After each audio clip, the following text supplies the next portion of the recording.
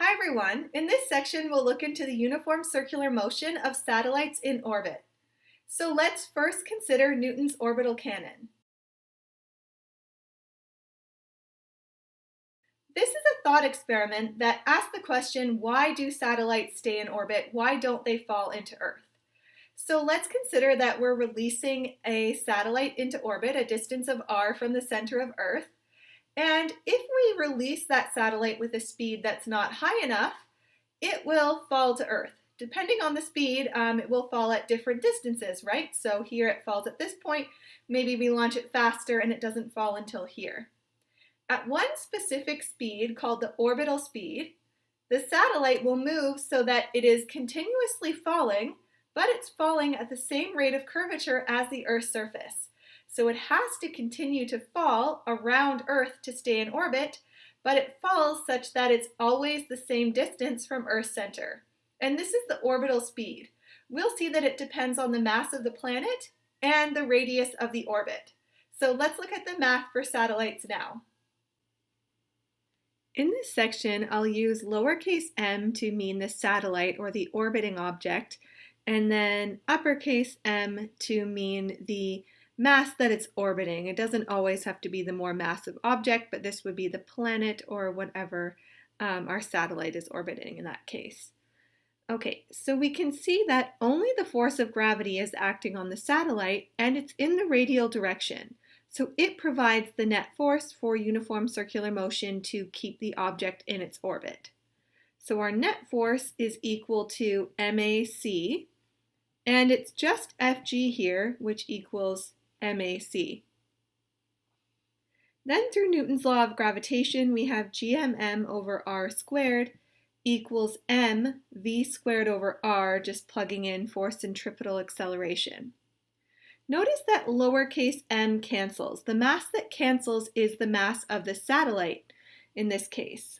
And then we can also see that one factor of r will cancel. So I have gm over r equals v squared. And then if I just rearrange this for v squared, I have v equals the root of gm over r.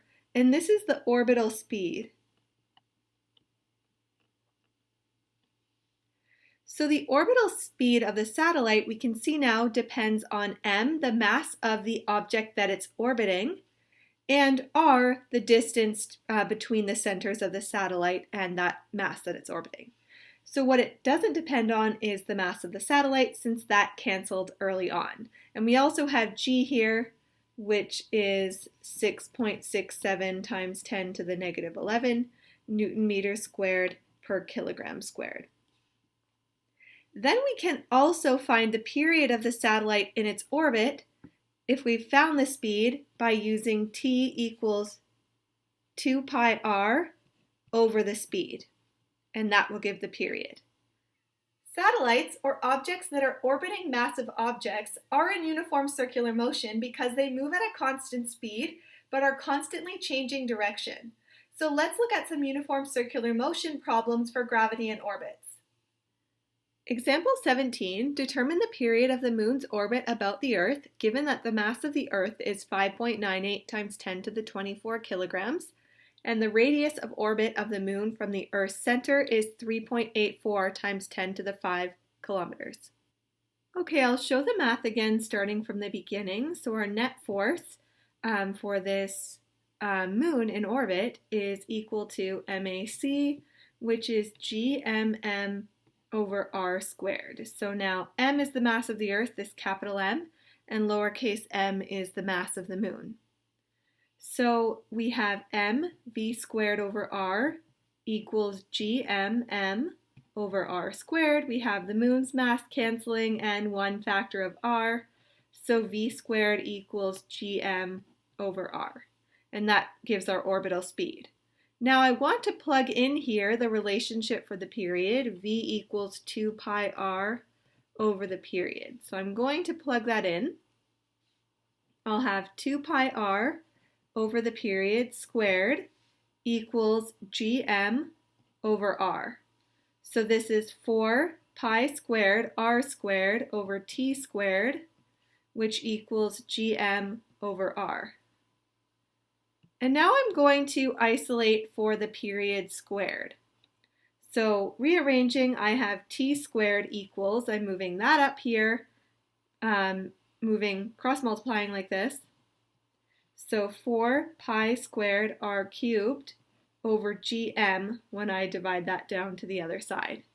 So this gives us a relationship for the period, and then we can plug in the numbers and take the square root. So the period for the moon will be 4 pi squared, 3.84 times 10 to the 8 meters, so I've converted kilometers into meters here, cubed, over g, 6.67 times 10 to the negative 11. And then the mass of the Earth, 5.98 times 10 to the 24 kilograms. All right, everything longer. Here we go. And that gives me 2.37 times 10 to the 6 seconds. And that answer is fine like that, but let's just convert that into days. So times 1 hour over 3,600 seconds, and then times 24 hours, or 1 day over 24 hours.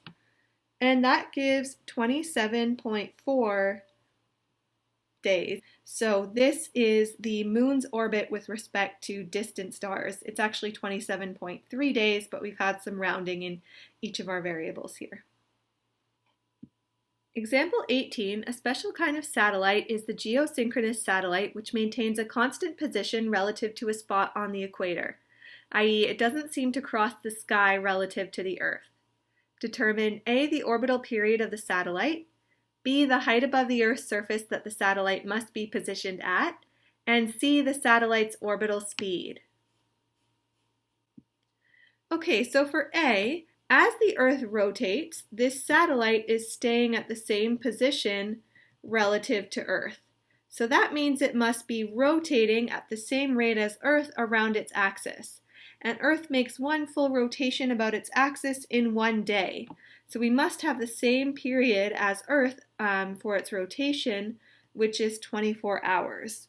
So let's just convert that into seconds. 24 hours times 3,600 seconds in 1 hour is 86,400 seconds in 1 day. Now for B, we're looking to find the distance above Earth so that it can have that period based on Earth's mass. So I'll just pick up where we left off with the math in the previous question, which was t squared equals 4 pi squared r cubed over gm. Since the setup is the same for the free body diagram here, our net force would also be equal to Fg, and that leads us to this relationship for the period, which was what we're given this time. Okay, so we have r cubed equals gm t squared over 4 pi squared. So then to solve for r cubed here, I need to take the cubed root. So the cubed root of 6.67 times 10 to the negative 11.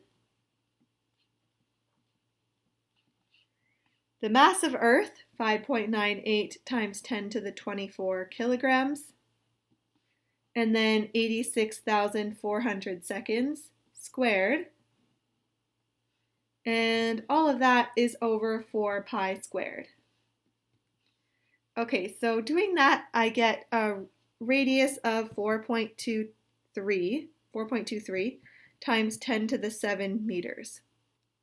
So if this is the orbit, this whole distance is r, and then this is the radius of Earth, and this part is the height there. So we'll need to subtract Earth's radius to find the height. Height will be r minus re. 4.23 times 10 to the 7 meters minus 6.371 times 10 to the 6 meters is 3.59 times 10 to the 7 meters, which is the height of the satellite above the Earth. Okay, the very last part of the question is to find the orbital speed, and we can use the period here. V equals 2 pi r over the period. 2 pi times the full orbital radius, 4.23 times 10 to the 7 meters, over 86,400 seconds, which is 3,076 meters per second for this satellite in its orbit. Example 19, a space shuttle releases a satellite into a circular orbit 780 kilometers above the Earth. How fast must the shuttle be moving relative to the Earth's center when the release occurs? All right, so again, we're going to need the full orbital radius here. Let's calculate that first this time. So the radius of Earth, 6.371 times 10 to the 6 meters, plus the height above Earth, 780 kilometers, so 7.8 times 10 to the 5 meters, which is 7.151 times 10 to the 6 meters. Okay, and now we want the orbital speed. I'll just briefly review where that comes from. The net force is MAC, so we have FG equals MAC. So then mv squared over r equals gmm over r squared. The mass of the satellite cancels and one factor of r. So v squared equals gm over r. And now we can solve for the orbital speed this time. V equals the root of gm over r. So the root of 6.67 times 10 to the negative 11 Newton meters squared per kilogram squared times the mass of the Earth, 5.98 times 10 to the 24 kilograms. And then that's over the radius that we found, 7.151 times 10 to the 6 meters. And I get a speed of 7,468 meters per second for the release of this satellite.